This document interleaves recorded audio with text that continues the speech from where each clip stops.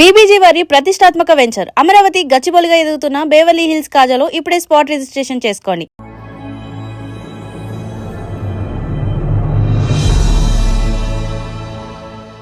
భాష ఒక ప్రవాహం, కానీ ఆ ప్రవాహం ఎండిపోకుండా ఉండాలన్నా, దారి తప్పకుండా ఉండాలన్నా ఒక గట్టు ఉండాలి. కాలగర్భంలో కలిసిపోతున్న తెలుగు పదాలను ఏరి కోరి వాటికి ప్రాణం పోసిన ఒక మహనీయుడి కథ ఇది. ఆయన ఒక పుస్తకం రాయలేదు, తెలుగు భాషకు ఒక దీపపు స్తంభాన్ని నిర్మించారు. ప్రతి భాషకు ఒక రక్షకుడు ఉంటాడు. మన తెలుగు భాషకు అక్షర రూపంలో రక్షణ కవచం తొడిగిన వ్యక్తి బహుజనపల్లి సీతారామాచార్యులు గారు.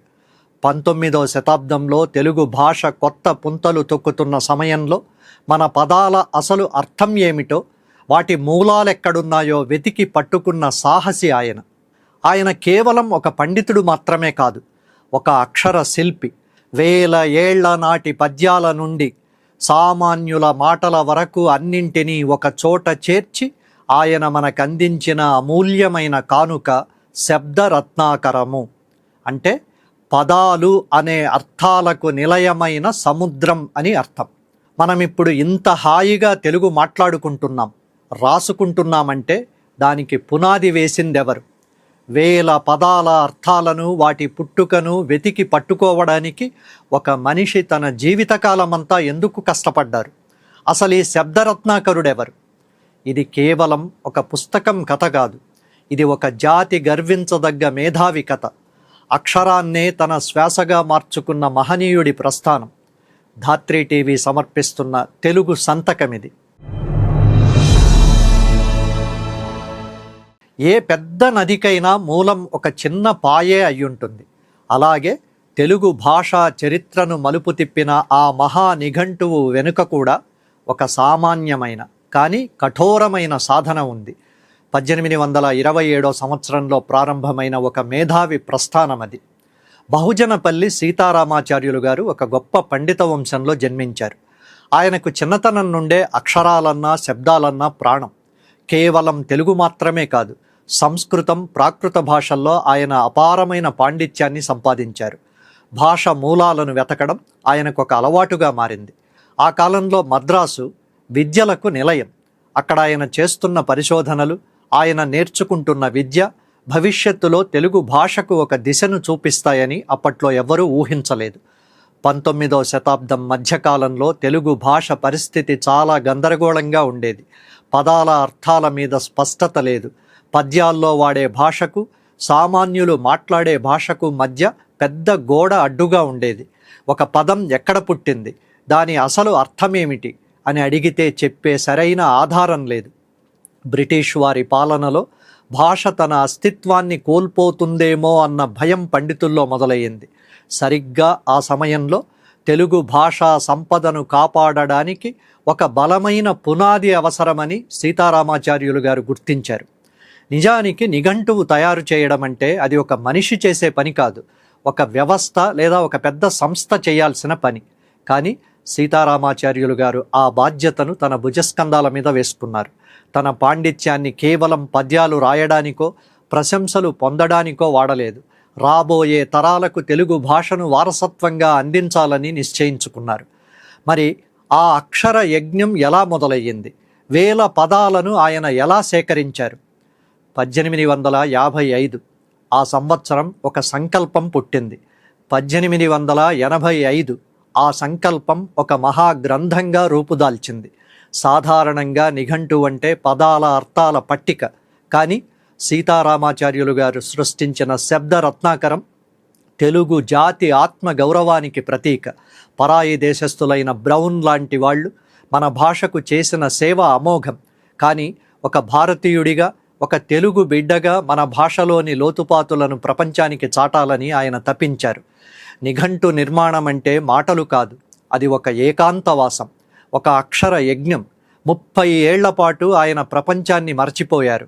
ఆరోగ్యం క్షీణిస్తున్నా లెక్క చేయలేదు. ఇంట్లో ఆర్థిక ఇబ్బందులు చుట్టుముట్టినా, దారిద్ర్యం వేధిస్తున్నా ఆయన కలం ఆగలేదు, ఆయన పరిశోధన ఆగలేదు. ఆకలిని మర్చిపోయారు, నిద్రను త్యజించారు. ఒక్కో పదం కోసం వేల మైళ్ళ ప్రయాణం చేసినట్లుగా పురాణాలను, కావ్యాలను జల్లెడ పట్టారు. ఆయన పద్ధతి చాలా శాస్త్రీయమైనది. ఏదో విన్న మాటలను రాయలేదు. ప్రాచీన రాతి శాసనాలను చదివారు.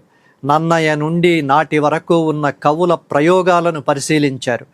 ఒక్కో పదానికున్న నానార్థాలను, ఆ పదం కాలక్రమేణా ఎలా మారిందో క్షుణ్ణంగా విశ్లేషించారు. తెలుగు భాషా చరిత్రలోని ప్రతి అణువును స్కాన్ చేసి ఆ నిధిని శబ్దరత్నాకరంలో భద్రపరిచారు. 1880వ దశకంలో ఆయన కృషిని గుర్తించిన దేశ భాషా గ్రంథకరణ సభ 5,000 రూపాయల బహుమతిని ప్రకటించింది. ఈ రోజుల్లో 5,000 అంటే చిన్న మొత్తం కావచ్చు, కానీ 140 ఏళ్ల క్రితం అది నిజానికి భారీ నిధే.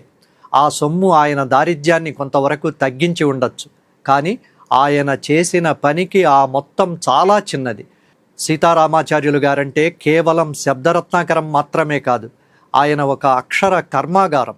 తెలుగు వ్యాకరణం, భాషాశాస్త్రం, నీతిశాస్త్రం ఇలా ప్రతి విభాగంలోనూ ఆయన తనదైన ముద్ర వేశారు. ఆయన కలం నుండి జాలువారిన ప్రతి అక్షరం ఒక శాసనం. 1849లో ఆయన వైకృత దీపికతో తన సాహిత్య ప్రస్థానాన్ని మొదలుపెట్టారు. అయితే తెలుగు సాహిత్య ప్రపంచంలో ఆయన పేరు చిరస్థాయిగా నిలిచిపోవడానికి మరో ముఖ్య కారణం ప్రౌఢ వ్యాకరణం. చిన్నయసూరి రాసిన బాల వ్యాకరణం ప్రాథమిక పాఠమైతే దానికి కొనసాగింపుగా భాషలోని లోతైన అంశాలను వివరిస్తూ ఆయన అందించిన గ్రంథమే ఈ ప్రౌఢ వ్యాకరణం. విద్యార్థుల కోసం ఆంధ్ర శబ్దమంజరి, సమాజం కోసం నీతిమాల, సతీధర్మ సంగ్రహం లాంటి నీతి గ్రంథాలను కూడా ఆయన రచించారు. ఆయన ఇచ్చే ప్రతి నిర్వచనం వెనుక ఒక ఖచ్చితత్వం ఉంటుంది. శాస్త్రానికి విరుద్ధంగా ఆయన ఒక్క మాట కూడా రాయలేదు. అందుకే ఆయన రచనలు నేటికి శాస్త్ర సమ్మతం. కాలం మారింది, కానీ సీతారామాచార్యుల అవసరం మారలేదు. ఈరోజు ఒక కవికి సరైన పదం కావాలన్నా, ఒక విద్యార్థికి పదం మూలం తెలియాలన్నా అందరి చూపు వెతికేది ఆ శబ్దరత్నాకరాన్ని. తెలుగు భాషా సముద్రానికి అది ఒక దిక్సూచి. ఒక మనిషి జీవితకాలం ఎంత? 60 ఏళ్ళు, 80 ఏళ్ళు, మహా అయితే 100 ఏళ్ళు. కానీ బహుజనపల్లి సీతారామాచార్యులు గారు తన అక్షర రూపంలో శతాబ్దాలు దాటి జీవిస్తూనే ఉన్నారు, ఉంటారు. ఆయన కేవలం తెలుగు అర్థాలను వెతకలేదు, తెలుగును ఎలా అర్థం చేసుకోవాలో, ఎలా గౌరవించాలో నేర్పారు. మనం గాలిని ఎలాగైతే గమనించకుండానే పీలుస్తామో, అలాగే ఆయన సృష్టించిన పదకోశాన్ని తెలియకుండానే వాడుకుంటూ మన భాషను బతికించుకుంటున్నాం. ఆయన చేసిన పని ఒక అక్షర యజ్ఞం. ఒక్కో పదాన్ని వెతకడం అంటే సముద్రంలో మునిగి ముత్యాన్ని వెతకడం లాంటిది.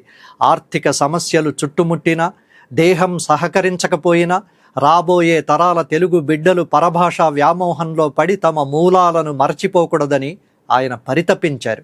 ఈరోజు మనం మాట్లాడుతున్న ప్రతి స్పష్టమైన మాట వెనుక, మనం రాస్తున్న ప్రతి స్వచ్ఛమైన అక్షరం వెనుక ఆ మహనీయుడి 30 ఏళ్ల తపస్సు దాగుంది. బహుజనపల్లి సీతారామాచార్యులు గారు మనకు అందించింది కేవలం ఒక నిఘంటువు కాదు, అది తెలుగు జాతికి ఆయన రాసిన వీలునామా. పదాలు అంతరిస్తే సంస్కృతి అంతరిస్తుంది.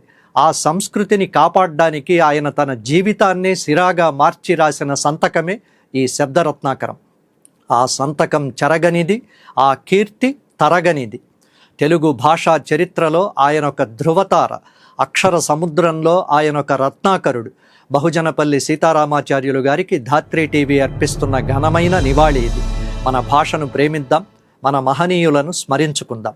ముగించే ముందు ఒక విన్నపం. ధాత్రి టీవీ వీడియోలకు మిలియన్లలో వ్యూస్ వస్తున్నందుకు మీ అందరికీ పేరు పేరున కృతజ్ఞతలు. మా గణాంకాల ప్రకారం వీడియోలు చూస్తున్న వాళ్ళల్లో చాలామంది ఇంకా మా ఛానల్ను సబ్స్క్రైబ్ చేసుకోలేదు. వెంటనే ధాత్రి టీవీని సబ్స్క్రైబ్ చేసుకోండి. మరో 10 మంది భాషాభిమానులతో చేయించండి.